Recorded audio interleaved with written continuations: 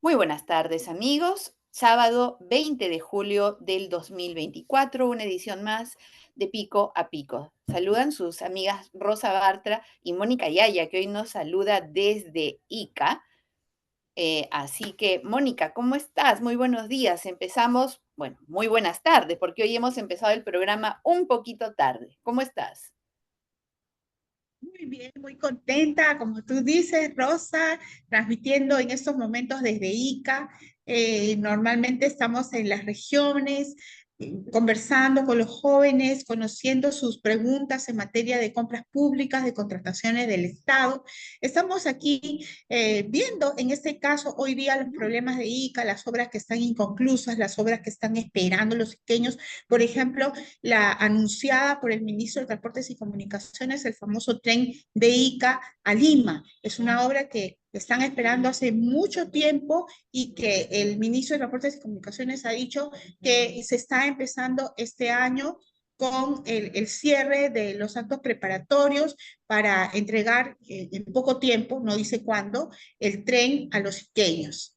Es un proyecto que tiene que ver supuestamente con un plan ferroviario nacional, ¿no? En el que hay otros proyectos, como por ejemplo el tren de Barranca hacia, hacia Chiclayo, otro tren de Lima al Callao, y bueno, uno de los más esperados, como mencionaba, es el tren de Lima a Ica. Bueno, Mónica, muy bien y muy bien estos viajes a las regiones, no solamente para escuchar, también para enseñar, también para capacitar, aprender También. en esa interacción que hay y especialmente si es con los jóvenes. Felicitaciones, Mónica. Bueno, Gracias. mientras Mónica está en este avance de enseñar, aprender, aplicar todo lo que ella conoce, en el Perú, en nuestra Lima, en nuestras regiones, no se detiene la política. Y en este mes, el mes patrio, ya en vísperas del mensaje presidencial, que vamos a ver qué nos trae la señora Boluarte en el mensaje del próximo domingo, siguen pasando cosas. Y la primera que va a pasar antes del mensaje presidencial es la renovación de la mesa directiva del Congreso de la República. Ya está establecido en la estructura del poder peruano que el Congreso ha recuperado su lugar como el primer poder del Estado. Y creo que ya a nadie le cabe duda que es en el Congreso donde se toman las grandes decisiones, como por ejemplo sostener a la señora Boluarte. Pues bien, este viernes, queridos amigos, se elige al nuevo presidente de la mesa directiva, presidente o presidenta, bueno, nosotros no usamos lenguaje inclusivo. Él se elige y a los 3 vicepresidentes que van a acompañarla. Si bien es cierto, estos son cargos administrativos del Congreso, pero también es cierto que el presidente y los vicepresidentes son los que colocan la agenda, son los que deciden qué tema entra para el debate.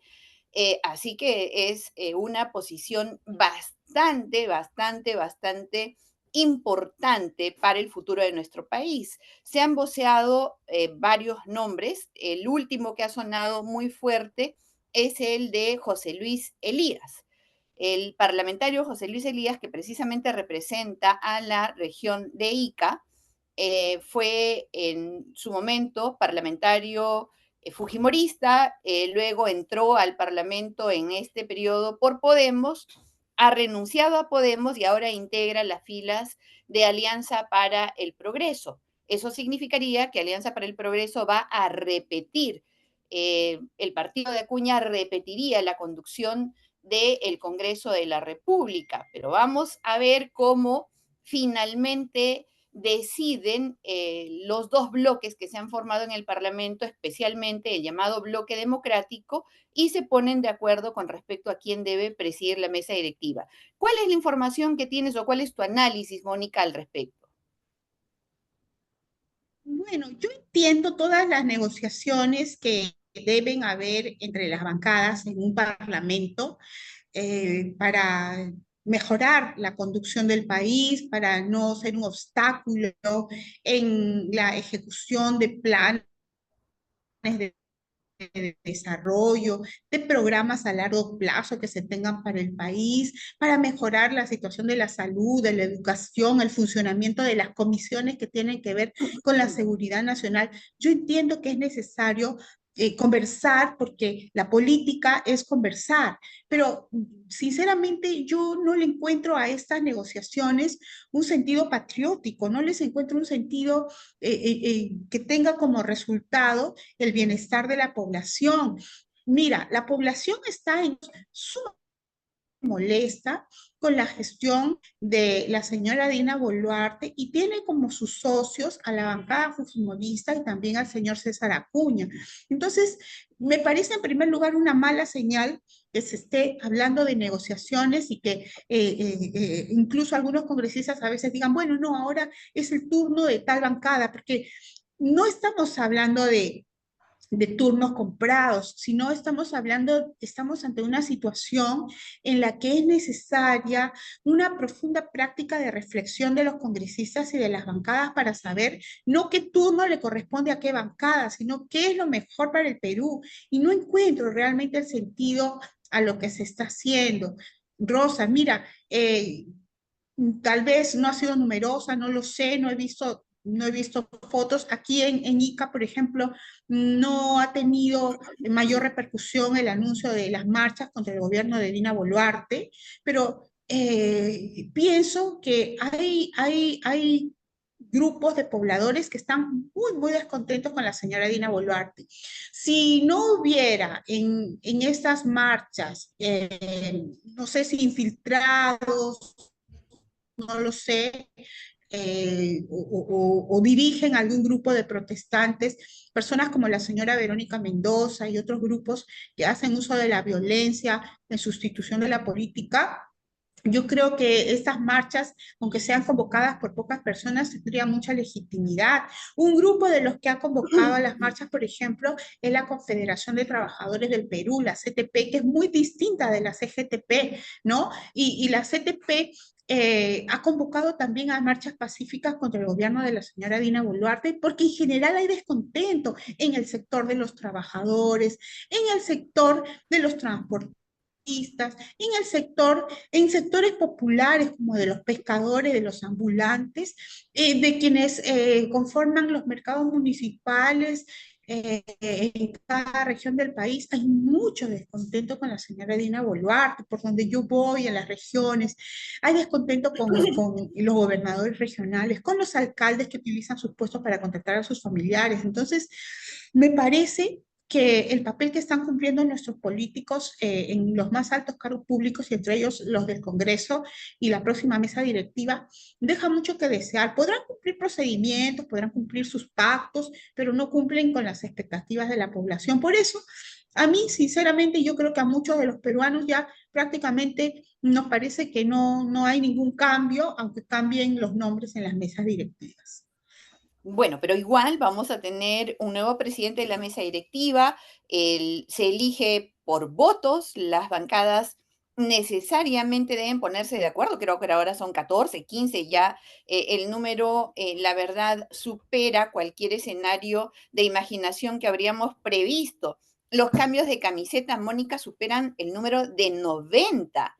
90 cambios de camiseta, entraron por un partido, pasaron a otro y luego a otro y luego crearon bancadas sin partido, en fin, pero ellos son nuestros representantes, ellos tienen el poder de nuestra voz y ellos deben poner un presidente. Así que vamos a estar muy atentos en esta semana y el próximo sábado comentaremos finalmente quién fue elegido el presidente para este periodo legislativo. En medio de eso, Mónica, yo quisiera reflexionar un poquito también con respecto al tema de las marchas y a sus protagonistas. Si bien es cierto, estas marchas no han estado nutridas, no han sido concurridas, también coincido contigo con el hecho de que quienes hayan convocado sean Verónica Mendoza y especialmente Martín Vizcarra. Hay que tener piel de lagarto y la sangre más fría que la de lagarto para autoproclamarte la esperanza, la luz del Perú. Es increíble realmente que sujetos como Martín Vizcarra ahora pretendan dar lecciones con respecto a cómo conducir el país. La verdad es que por salud mental y por amor a la patria y porque este fin de semana debería ser positivo para nosotros, no voy a comentar más, pero todos saben lo que en este programa pensamos, y ahí sí hay plena coincidencia, del señor Martín Vizcarra y sus pretendidas luchas en favor de la patria. Así que dejamos eso allí. La política ha estado menos movida esta semana porque están en plenas negociaciones para la elección de la mesa directiva. La señora Boluarte sigue sin hablar mucho, pero sí es importante destacar un tema de nuestra política nacional en el sentido de que el gobierno de Dina Boluarte ha observado una ley del Congreso. Son cosas que ya no veíamos, ¿no? Esta convivencia entre el Congreso y el Ejecutivo es algo que sorprende en el sentido de que Boluarte aprueba, el gobierno de Boluarte aprueba todas las iniciativas legislativas del Parlamento, pero esta vez ha observado la del nombramiento de los maestros que no habían aprobado el examen. Me parece bastante positivo, a pesar de que no ha observado por el fondo, sino más bien por un tema presupuestal. De hecho, el Congreso no puede dar leyes que tengan un impacto en el presupuesto de la República. No es posible, a pesar de que han dado varias. Y bueno, la señora Boluarte la ha observado. Vamos a ver ahora qué se hace desde el Parlamento, porque insistirla por insistir también contraviene realmente todos los esfuerzos que se hace para mejorar la calidad educativa. También hemos visto desde el Parlamento esta vez la aprobación de reglas para el sistema universitario, como el licenciamiento permanente y la aprobación de la educación virtual al 100%. Vamos a ver también qué pasa con esto, porque quienes hemos luchado abiertamente para que se restablezca la autonomía universitaria, tampoco podemos ser pasivos de ver que se abusa de esa autonomía en perjuicio de la calidad educativa. Así que ojitos, Mónica y esta su servidora, con las leyes que vamos a seguir contándoles aquí de qué se trata todo esto. Mónica, una semana realmente tranquila para todo lo que suele ocurrir. Debe ser porque acabó también esta, eh, adquisición de boletos para subir a los vehículos electorales. La semana pasada fue una locura y en estos días nos vamos enterando de a qué vehículo electoral subieron los aspirantes a ser nuestros representantes en el 2026. Va a ser muy entretenido leer la cantidad de exministros, expolíticos, líderes sociales o personas que no tienen trayectoria política aspirando a representarnos. Les prometemos que para la siguiente semana vamos a tener, sí, bien graficado a dónde están. Y hay mezclas de lo más curiosas, ultraconservadores con ultraliberales, estamos viendo personas que han pasado de la izquierda radical a una posición de ultraderecha. Realmente va a ser muy entretenido mirar cómo han cambiado de posición nuestros políticos. ¿Cómo ves tú, Mónica, estos pases electorales al vencimiento o después del vencimiento del plazo para afiliación? Bueno, antes de hablar de los pases electorales, me pareció muy interesante lo que acabas de decir sobre la autonomía universitaria y quisiera cerrar esa idea, ¿no? Y Dale. sobre el modo en el que se deben gastar los recursos, precisamente justamente aquí en ICA estábamos comentando sobre el anuncio que ha hecho el Contralor Alta sobre el mal uso de los recursos públicos en las regiones del país, y en ICA se ha mencionado a la Universidad San lidera los presuntos actos de corrupción. Claro, hay que subrayar que son presuntos porque a veces también se hacen denuncias malintencionadas, ¿no? Y es necesario siempre mencionar que son presuntas, pero de todos modos yo creo que es importantísimo que se revise, así como nosotros protegemos, defendemos la autonomía universitaria, y yo pienso que debe haber mucha más autonomía universitaria para que la discusión, el debate entre los estudiantes sea realmente libre. Pienso también que es necesario saber controlar los recursos. Estuvimos hoy día conversando con los jóvenes de la Universidad San Luis Gonzaga y me comentaba, por ejemplo, que en las clases en donde ellos deben contar con las computadoras para el seguimiento de lo que está dictando el profesor en una clase presencial, pero con computadoras,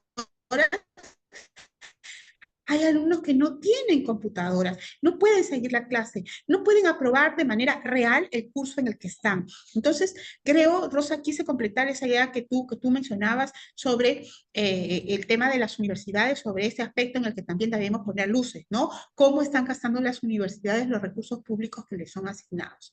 Y en cuanto al tema del festival de candidaturas. Sí, mira, quizás se ha cerrado la fecha para inscribirse en los partidos políticos para ser candidatos, pero eso no quiere decir que se haya cerrado el circo, porque yo escucho realmente propuestas, escucho ideas, leo en el Twitter frases de personas que sinceramente no saben nada de la gestión pública, no saben absolutamente nada sobre lo que es ser un estadista. Escucho a candidatos a la presidencia de la República decir frases copiadas de alguien como que, por ejemplo, no son importantes los derechos humanos. Dicen los derechos humanos de quienes delinquen terminan cuando delinquen, y eso no es así. Y aunque la verdad suene antipática, un delincuente tiene derechos humanos y algunos de ellos tienen que ser limitados por seguridad de los demás seres humanos, ¿no? Por ejemplo, su derecho humano a la libertad tiene que ser limitado, su derecho a comunicarse tiene que ser limitado. Hay derechos que tienen que ser limitados por seguridad de los demás gobernados, pero esas frases que se dicen tan alegremente y que de alguna manera dañan la conciencia nacional, a mí me preocupan, Rosa, me preocupa muchísimo, por ejemplo, cuando veo que por falta de autoridad las poblaciones hacen uso por falta de autoridad de los funcionarios del Ministerio Público, de la Policía Nacional, los mismos ciudadanos hacen uso de la mano propia para obtener justicia, porque seguramente no encuentran otra opción, pero esa opción tampoco es legal. Entonces, yo creo que los políticos estamos para hacer docencia en materia de principios, de ética. No podemos decir que acción algo. Acuérdate de lo que sucedió en Ilave con ese funcionario al que una población mató porque pensaban que estaban haciendo justicia con mano propia. Entonces, a mí me preocupa muchísimo ese festival de tonterías que hablan muchos candidatos a la presidencia de la República, al Congreso. Me preocupa ese carnaval de frases que atentan contra los derechos de los ciudadanos, Rosa. Y yo espero que, bueno, que pasen las siguientes elecciones y baje un poco ese carnaval de tonterías que hablan muchos candidatos que no saben lo que es gobernar un país y una nación culturalmente tan rica como es la de los peruanos. De acuerdo contigo, totalmente, Mónica, suscribo tus palabras. Definitivamente no podemos perder nuestro sentido de humanidad y no podemos tolerar discursos que atenten contra los derechos fundamentales. No se trata de matar al otro. De ninguna manera, ni siquiera deberíamos permitir discusiones de este tipo, perdón, no sé si después se editan, lo que acabo de decir, porque si no, nos van a bajar el video, pero no debemos permitir de ninguna manera la deshumanización. Mónica, y para cerrar, hablando del presupuesto, la semana que pasó venció el plazo para que los partidos políticos que tienen presupuesto público rindan cuentas. Entonces, ya el tiempo nos ha vencido hoy, pero la siguiente semana, o no, la siguiente vamos a estar previo al mensaje de Dina Boluarte, vamos a comentar la mesa directiva, pero tenemos pendiente un programa para abrir esa rendición de cuentas y ver realmente en qué están gastando el financiamiento que ahora viene de nuestros impuestos los partidos políticos, porque definitivamente el abuso de los recursos o el tener los recursos y abusar de ellos es una puerta más que abierta para el delito, para el mal uso. Entonces vamos a mirar, amigos, con ustedes, vamos a compartir con ustedes lo más resaltante de esta información financiera del uso del dinero que todos los peruanos le dan a los partidos políticos para que estos funcionen como debe ser. Así que Efectivamente, efectivamente. Y no es posible, Rosa, como hemos comentado al inicio de este programa, que Perú Libre esté recibiendo financiamiento público para que en junio de este año haya publicado artículos del señor Vladimir Cerrón, que es un prófugo de la justicia. No pueden hacer uso de esa manera de nuestros recursos públicos partidos como Perú Libre, y OMPE debe iniciar los procedimientos administrativos y penales que correspondan si es que así fuere, ¿no? Muchas gracias. efectivamente, además que una regulación, porque tienen el presupuesto de acuerdo al número de parlamentarios que lograron. Pero ¿cuántos quedan ahora? Corresponde que le sigan dando el presupuesto de acuerdo con el número de candidatos, o perdón, de congresistas que lograron si no han tenido la capacidad de nuclearlos alrededor de un proyecto desde el Parlamento para el país, tal cual su partido supuestamente había diseñado. Así que son temas que nos quedan para el debate que será en el siguiente pico a pico, si es que Dios quiere. Por este sábado, Mónica, buenas tardes. Muchísimas gracias a la coordinadora republicana que hace posible la transmisión de este programa. Además, a quienes nos ayudan a difundirlo, a BHTV, a Ves Cable, véanos por Ves TV, a Conectados, a Win, pero sobre todo a ustedes por acompañarnos. Hasta el próximo sábado, si Dios quiere. Chao. Adiós, chao.